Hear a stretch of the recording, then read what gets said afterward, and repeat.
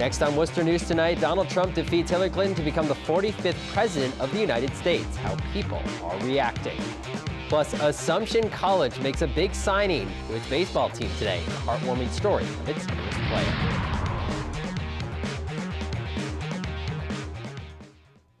Majority. It's not the silent majority. It used to be the silent majority. This is a very, very vocal majority. You have to keep it going. That was Donald Trump last year at the DCU Center in Worcester. At the time, Trump was one of a dozen candidates seeking the Republican nomination. Now, almost a year later, he is President-elect Donald Trump. Good evening. Thanks for joining us. I'm Andy Madison. It was a victory that seemed to surprise many, and there's been a lot of reaction to the final election results, which will lead to a Republican being back in the White House. Here in Massachusetts, Congressman Jim McGovern was among the many Hillary Clinton supporters disappointed with the election's outcome. McGovern is a close friend of Secretary Clinton. He was campaigning for her in New Hampshire just last week. The Democrat says he didn't think he would see the day Donald Trump would be president. I've known Secretary Clinton for 20 years. I think she's a brilliant woman, and I think she would have made an extraordinary president. You know, I had strong disagreements with Donald Trump during this campaign, and I campaigned very hard to make sure that Hillary would be the next president. In addition to the White House, the Republican Party will also control the House and the Senate. And after having a Democratic president for 8 years, Representative McGovern says as a Democrat, he is worried his job will now be more challenging. President Obama was a check on the Republican Congress. So when they came up with some policies that were extreme, he could threaten to veto them. So it forced them to moderate somewhat. But now we're not going to have a check on the Republican Congress. McGovern also vows to work alongside President-elect Trump. Earlier today, Democratic candidate Hillary Clinton officially conceded the presidential race, clearing the way for Donald Trump to take office in just a couple months. Brittany Schaefer kicks off our team coverage of election 2016. I am celebrating the revolution of our nation. Republican Donald Trump is elected 45th president of the United States. I'm reaching out to you for your guidance and your help so that we can work together and unify our great country. Massachusetts gave Secretary Hillary Clinton its 11 electoral votes.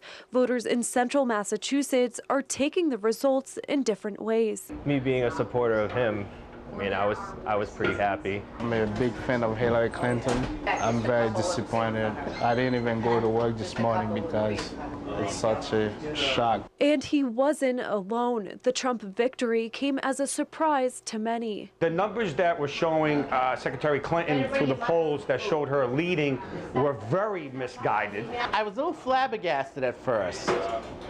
And I was shocked because I thought Hillary had it in the bag. Political analyst Guy Glodis says Trump's campaign was historical. He really did extremely well with non-college educated, white, blue-collar, union, working-class men.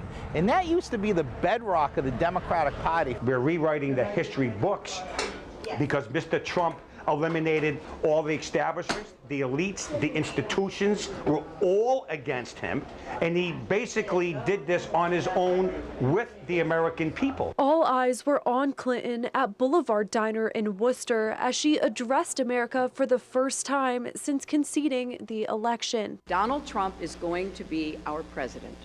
We owe him an open mind and the chance to lead. I think she's really just talking. I mean, she's just saying what she has to say. She almost crying, you know.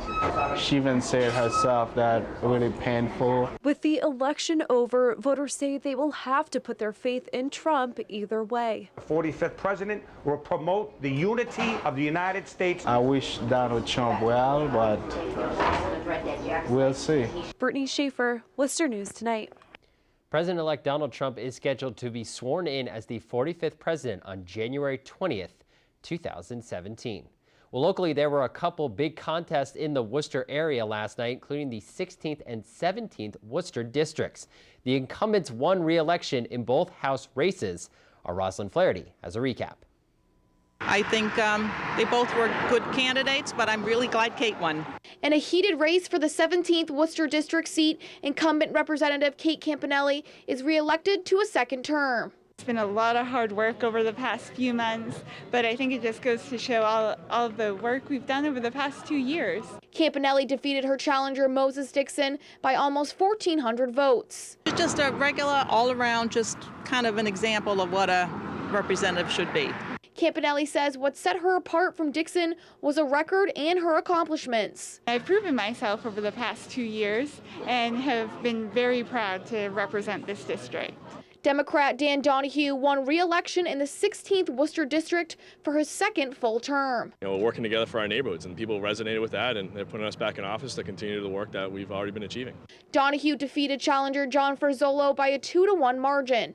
Donahue says one of the biggest issues he will tackle back in office will be quality of life in neighborhoods. Making sure our neighborhoods are paid attention to on Beacon Hill, making sure that we're bringing back funding that's going to build infrastructure to allow private enterprise to continue to grow in the district, or whether we're making sure that public safety and our needs in our schools are met by the state level. Rosalind Flaherty, Worcester News Tonight.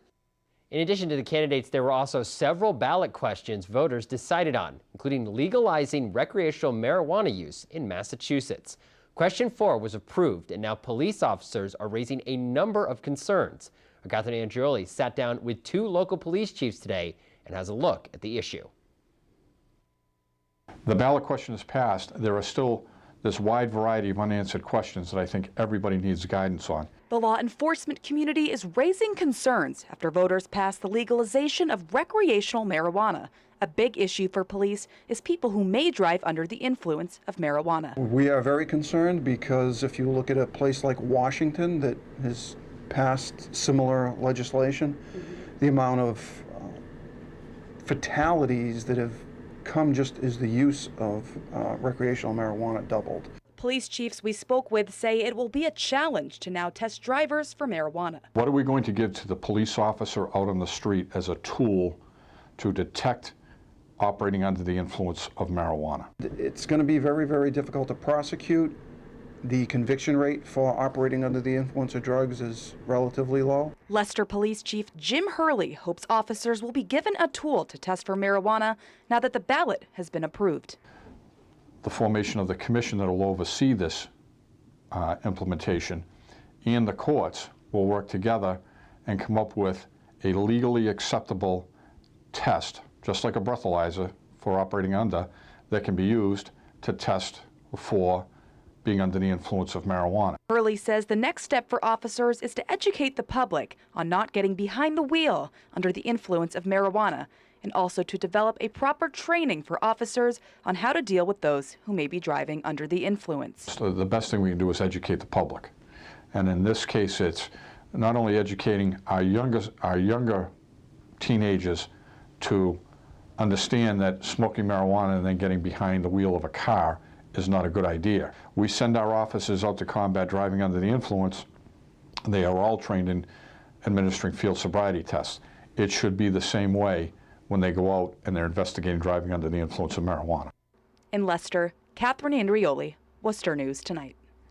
Baseball season is several months away. However, one local college made a big signing today. He might be a little too young to play the infield, but next year he's going to be a big part of the Assumption Greyhounds baseball team. Our Jennifer Zarate explains. Super hard, harder than anything. Assumption College's baseball team lands its new slugger. Ari Schultz, a 4.5-year-old from Stowe, signed his national letter of intent to play for the Greyhounds Wednesday afternoon. Through Team Impact, Ari was drafted as the team's top recruit. A few weeks ago, we had a trial for Ari, and needless to say, he was very impressive. Before Ari was born, he was diagnosed with a serious cardiac condition. Since his birth, he has undergone 3 open heart surgeries and a dozen heart procedures. But that hasn't stopped the little guy from living out his dream. Ari loves sports so much, and he could not wait. He literally made a video for his teammates that said, "It's 6 days until my tryout, and I can't wait." And he jumped around, so it's just amazing to see him so happy doing what he loves. Ari's father, Mike Schultz, shared Ari's story with student athletes, telling them of his strength, his courage, and most of all, his resilience. He's had 3 of his 4 valves replaced. He has a condition called pulmonary hypertension. He's had scar tissue cored out of his heart twice, and through all of it, he was smiling. If you look at him, you see how active he is every day. He has a zest for life, and he wants to be active. He wants to be out there. He's a very happy kid, and we follow his lead. His new teammates say they're excited to have Ari on board. The guy's got a cannon. Can't wait to have him on the team and just have him around all the time. Like the things he talks about, like the splendid splinter, Ted Williams, his knowledge comes from his dad. It's awesome to see. Just 4.5 and already knows that much. Who plays left field for the Red Sox? Andrew Bennett. We're really excited to have Ari around. It reminds us every day how lucky we are to be able to play and to allow him to have a fun time and just be part of our team, which he is, and part of our family. Team Impact's Executive Director Seth Rosenzweig says not only does the program support children like Ari who face life-threatening and chronic illnesses, the program has also had a profound impact on student athletes, giving them some perspective to understand what's important in life. I'm Jennifer Zarate. Back to you, Andy. What a cute story that is. Jennifer Zarate reporting for us. Jenny, thank you. Dozens in the business community volunteering their time today in Worcester at the Boys and Girls Club. The group spent time with kids and also helped prepare 300 dinners in the Kids Cafe. Food was donated by the British Beer Company, who also had part of their staff in the kitchen. It was also a good chance for people to network in the Worcester community while also giving back.